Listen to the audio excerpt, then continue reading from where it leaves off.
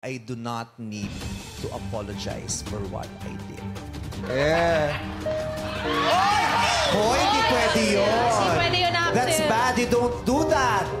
Parang feel ko talaga sobrang napahiya ako kasi madedemanda ako na wala naman akong masamang intention. Ang feeling ko kasi na gusto niyang gawin, i-hug niya ako, tapos itatap niya yung likod ko. Parang comfort ganun, parang tropa, igaganyan niya. Ito po ang aking paniniwala. At paniniwala din namin na hindi namin kinakailangan mag-apologize because what we did was right. Vice ganda hindi hihingi ng tawad sa Sirchi na si Axel. Giit ni Axel napahiya siya sa ginawang pag-call out sa kanya ni Vice ganda. Guys, ako nga pala si Axel. I just want to clarify lang sana yung nangyari kahapon sa segment ng Showtime, yung especially for you. Kasi ito yun, yung syempre hindi ako napili. Lalapit na ako kay Christine, syempre si Christine, nakaamba na yung kamay niya na appear. Ginawa ko, nakipag-appear ako sa kanya, tapos hinawakan ko yung kamay niya. Ang bala ko talaga sana ay bro code. Yung bro code na yun, yung shake hand, after na shake hands, yung didikit yung balikat sa balikat, tapos tap sa likod yung kamay.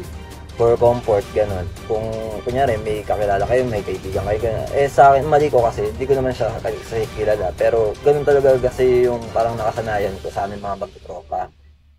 After nun, yung pagkaano ko ng tap niya, ang mali lang kasi dun, yung sa angle ng cup. Ang kala kasi, halikan ko siya.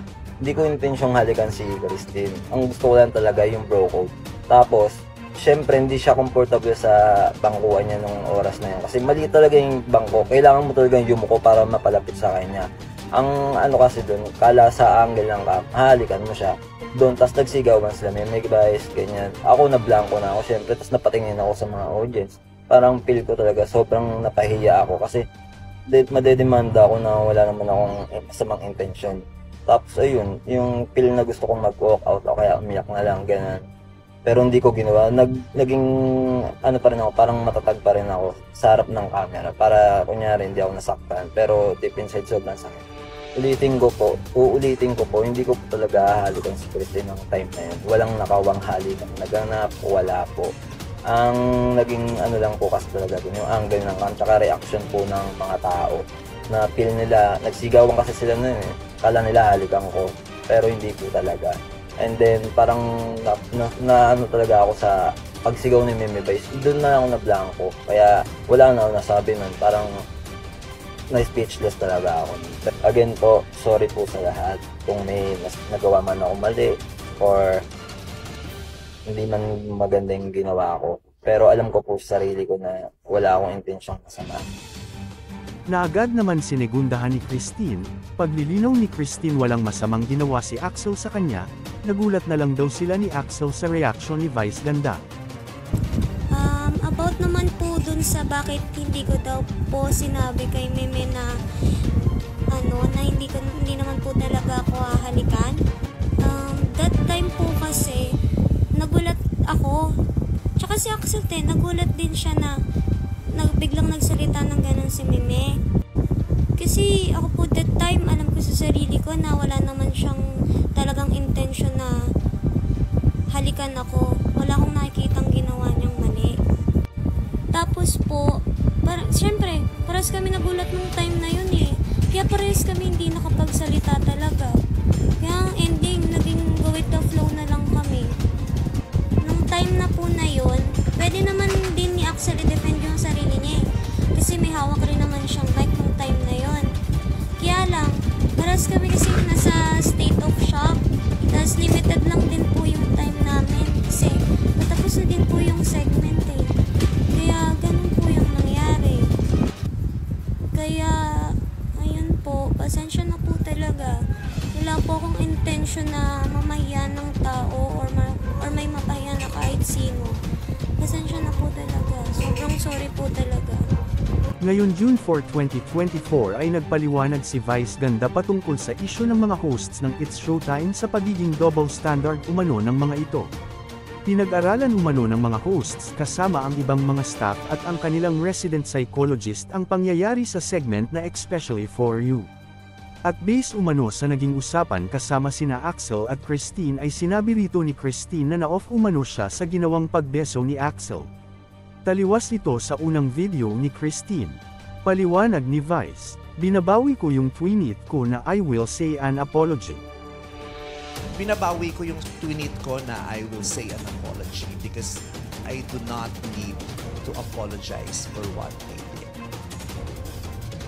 Ang pangyayaring ito ay naging usap-usapan sa social media sa kadahilan ng napahiya umano ang isang Sirchi na si Axel sa segment ng It's Showtime na Especially For You, kung saan sinite siya ni Vice Ganda sa ginawa nitong pangbeso kay Christine.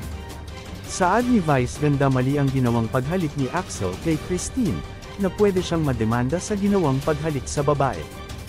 Umalma naman ang maraming netizen dito at pinagtanggol si Axel. Pagpangit bawal makipagbeso. May kaso agad pagpangit, pero pagguwapo pwede. Hinampara ito ng mga netizen sa mga nakalipas na palabas ng It's Showtime sa Especially For You, kung saan hindi sila nag-react sa pagbeso ng isang gwapong lalaki. Narito ang maikling video. I hope you have a happy life and God bless with your partner. I hope you... Sa tweet post ni Vice Ganda ay humingi siya ng paumanhin kay Axel. Saad niya, "Sorry na mali ang reaction ko. Ang dating kasi sakin at sa ibang andan na off si girl na sinunggaban siya ng halik and I thought na she felt violated. Since hindi naman pala I will apologize to the guy." Ngunit agad naman niya itong binawi, sa inilabas na statement ng It's Showtime host na si Vice Ganda ay sinasabi niya na tama lang ang pag-call out niya kay Axel noong araw na iyon. Dahil umano sa pagbabago ng statement ni Christine sa kanila nang makausap nila ito. Pasensya na po kung ayan po yung naramdaman nyo nung napanood niyo po yung video na yun. Yung about naman po sa gestures ko na ayaw ko daw po magpabeso.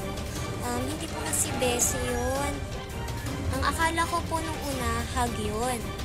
Pero, based po dun sa post niya, ang gusto niya daw po pala gawin is bro code. Babae ako hindi ako familiar sa bro code. Kaya, ang in-expect ko, i-hug niya ako, tapos i-tatap sa likod. Kasi, usually ganun yung mga ginagawa ng magtutropa pag gusto nila i-comfort yung mga kaibigan nila, diba? Ikaw anong komento mo sa usaping ito? Don't forget to like, comment and subscribe for more videos upload. Thank you. Karapatan ng isang babae na tumanggi o umalma kung para sa kanya, sa pakiwari niya ay hindi siya komportable. Again po, sorry po sa lahat kung may nagawa man ako mali or hindi man maganda yung ginawa ko. Pero alam ko po sa sarili ko na wala akong intensyong kasama. Sana po, stop na po natin lahat ng mga ganyan. Sa pagpapakalat ng mga fake, tsaka uncut version ng mga videos. Yun lang po. Salamat po.